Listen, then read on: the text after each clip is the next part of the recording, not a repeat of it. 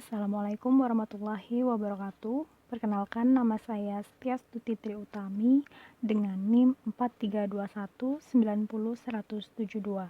Program studi S1 Akuntansi Universitas Mercubuana. Di video kali ini, saya ingin menginterpretasikan dan melakukan langkah-langkah mengenai uji regresi, yakni uji regresi berganda pada data primer dengan aplikasi SPSS. Di video ini, saya buat bertujuan untuk memenuhi tugas forum ke-12 mata kuliah Statistik Bisnis dan Praktikum dengan dosen pengampu Ibu Dr. Ernestiani, SEMSI. Mari kita lihat videonya. Di sini saya sudah menyiapkan Word dasar uji regresi berganda, yang dimana uji regresi berganda ini bertujuan untuk mengetahui ada atau tidaknya pengaruh dua atau lebih variabel bebas X terhadap variabel terikat Y. Yang dimana uji regresi ini terdapat uji T yang bertujuan untuk mengetahui ada atau tidaknya pengaruh parsial sendiri yang diberikan variabel bebas X terhadap variabel terikat Y. Dan ada juga uji F yang bertujuan untuk mengetahui ada atau tidaknya pengaruh simultan atau bersama-sama yang diberikan variabel bebas X terhadap variabel terikat Y. Dan ada juga koefisien determinasi berfungsi untuk mengetahui berapa persen pengaruh yang diberikan variabel X secara simultan terhadap variabel Y. Dan di sini saya menggunakan data primer.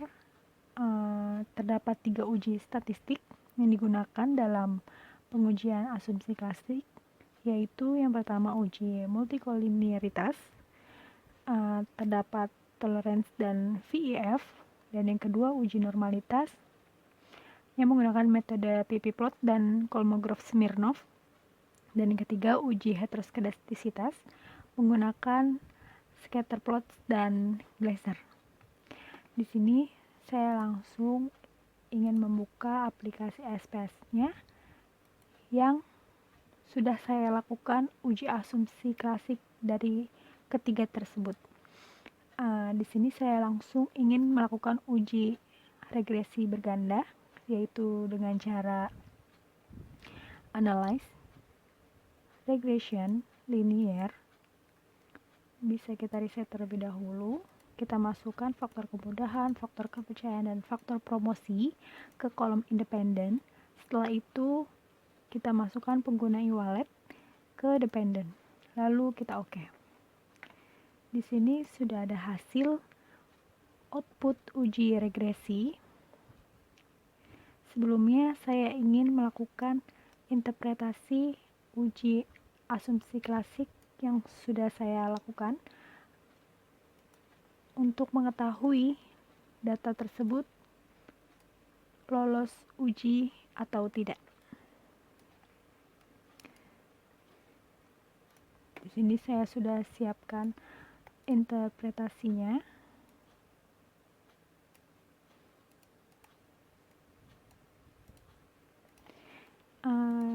Yang pertama itu ada uji multikoliniaritas. Ini berdasarkan tabel di atas menunjukkan nilai tolerance pada X1 faktor kemudahan sebesar 0,189 lebih besar dari 0,10 dan nilai VIF sebesar 5,286 kurang dari 10,00, maka dapat disimpulkan data tidak terjadi gejala multikoliniaritas.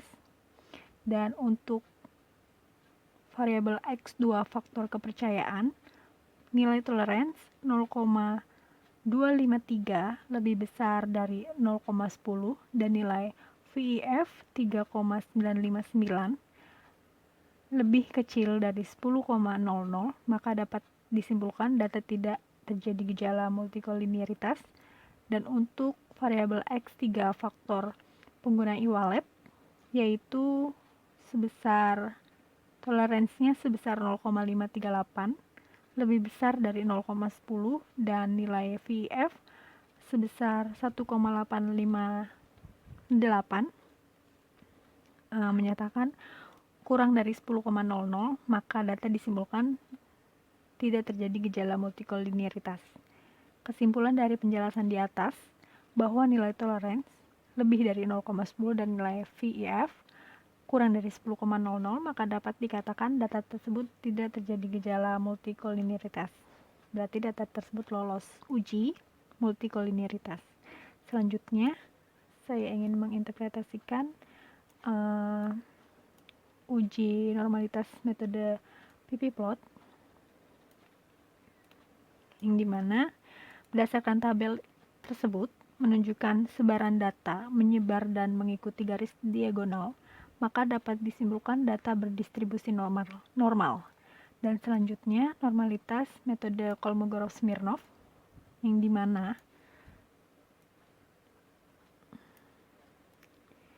dimana nilai signifikansi two-tiled menunjukkan sebesar 0,185 lebih besar dari 0,05, maka dapat disimpulkan data berdistribusi normal. Selanjutnya, hasil output heteroskedastisitas metode scatterplot, yang dimana berdasarkan tabel tersebut menunjukkan tidak ada pola yang jelas dan sebaran data menyebar di atas dan di bawah di angka 0, maka dapat disimpulkan data tidak terjadi gejala heteroskedastisitas. Dan selanjutnya, yang terakhir itu ada uji heteroskedastisitas menggunakan metode Glaser, yang dimana nilai signifikan pada X1 faktor kemudahan yaitu 0,092 lebih besar dari 0,05, maka dapat disimpulkan data tidak terjadi gejala heteroskedastisitas. Dan untuk variabel X2 faktor kepercayaan terdapat nilai sebesar 0,358 lebih besar dari 0,05, maka dapat disimpulkan data tidak terjadi gejala heteroskedastisitas. Dan untuk variabel X3 faktor promosi mendapatkan nilai signifikansi sebesar 0,047 yang menyatakan maka data tidak terjadi gejala heteroskedastisitas. Kesimpulan dari penjelasan di atas bahwa nilai signifikansi lebih dari 0,05, maka dapat dikatakan data tersebut tidak terjadi gejala heteroskedastisitas. Selanjutnya, saya ingin menginterpretasikan hasil output uji regresi berganda, yang dimana saya ingin menjelaskan dasar pengambilan keputusan dengan cara membandingkan, yang pertama membandingkan nilai signifikansi dengan nilai probabilitas 0,05. Jika nilai signifikansi kurang dari 0,05 artinya variabel X berpengaruh terhadap variabel Y, dan sebaliknya jika nilai signifikansi lebih besar dari 0,05 artinya variabel X tidak berpengaruh terhadap variabel Y. Dan untuk pengambilan keputusan yang kedua, membandingkan nilai T hitung dengan T tabel. Jika nilai T hitung lebih besar dari T tabel, artinya variabel X berpengaruh terhadap variabel Y, dan sebaliknya jika nilai T hitung kurang dari T tabel, artinya variabel X tidak berpengaruh terhadap variabel Y, yang dimana cara menghitung T tabel yaitu dengan cara A dibagi 2 dan N kurang K kurang 1. Hasilnya kita lihat di tabel distribusi nilai T. Di sini ada pengambilan keputusan yang ketiga, yaitu membandingkan nilai F hitung dengan F tabel. Jika nilai F hitung lebih besar dengan F tabel, maka terdapat pengaruh variabel X secara simultan atau bersama-sama terhadap variabel Y.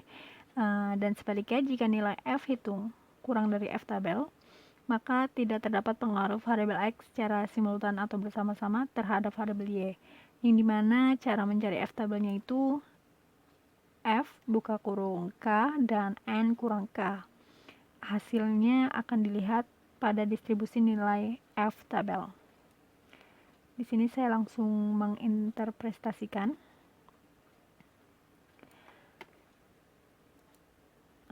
Hasil output sudah saya pindahkan ke Word, yang dimana berdasarkan tabel berikut ini menjelaskan tentang variabel yang dimasukkan serta metode yang digunakan.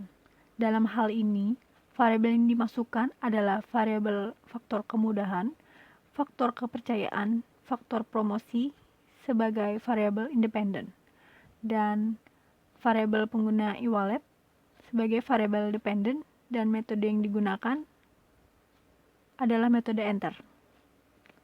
Selanjutnya, hasil output pada tabel model summary, yang dimana berdasarkan tabel di atas, menunjukkan besaran nilai korelasi atau hubungan atau R, yaitu sebesar 0,938.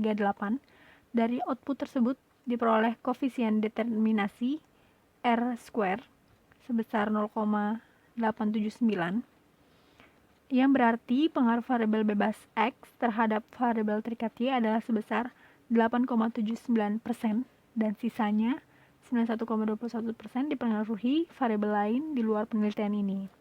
Selanjutnya, pada tabel yang ketiga, tabel output yang ketiga yaitu ANOVA, yang dimana berdasarkan tabel di atas menunjukkan bahwa nilai F hitung sebesar 38,818 dengan tingkat signifikansi sebesar 0,000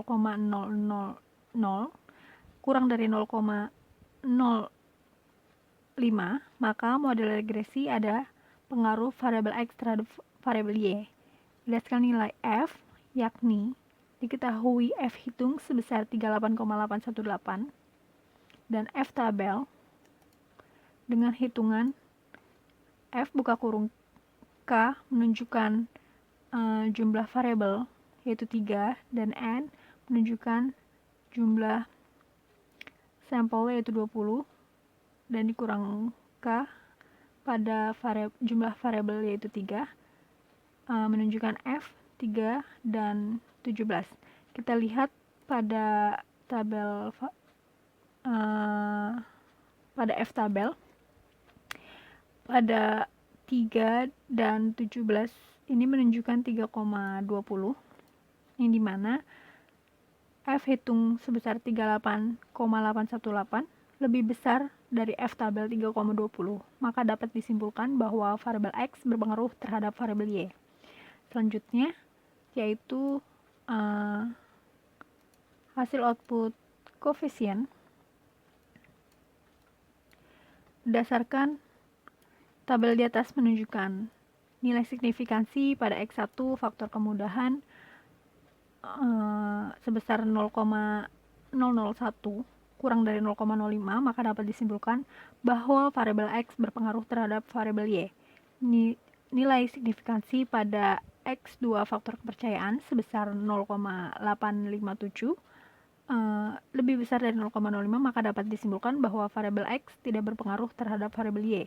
Dan untuk X3 faktor promosi sebesar 0,395 menyatakan lebih besar dari 0,05, maka dapat disimpulkan bahwa variabel X tidak berpengaruh terhadap variabel Y. Dan untuk berdasarkan perbandingan nilai T hitung dengan T tabel, yang dimana nilai T hitung pada X1 faktor kemudahan sebesar 4,196, yang ditentukan T tabelnya 2,11991. Kita lihat di sini. Saya sudah mencari mendapatkan 0,025 dan 16. Sini. Setelah itu bahwa X1 faktor kemudahan sebesar 4,196 lebih besar dari T tabel 2,11991, maka dapat disimpulkan bahwa variabel X berpengaruh terhadap variabel Y. Dan untuk nilai T hitung pada X2 faktor kepercayaan sebesar 0,183 kurang dari T tabel 2,11991, maka dapat disimpulkan bahwa variabel X tidak berpengaruh terhadap variabel Y. Dan untuk nilai T hitung pada X3 pengguna e-wallet sebesar 0,874 kurang dari T tabel 2,11991, maka dapat disimpulkan bahwa variabel X tidak berpengaruh terhadap variabel Y. Sekian dari interpretasi dan langkah-langkah uji regresi dari saya. Kurangnya mohon maaf. Semoga video ini bermanfaat. Wassalamualaikum warahmatullahi wabarakatuh.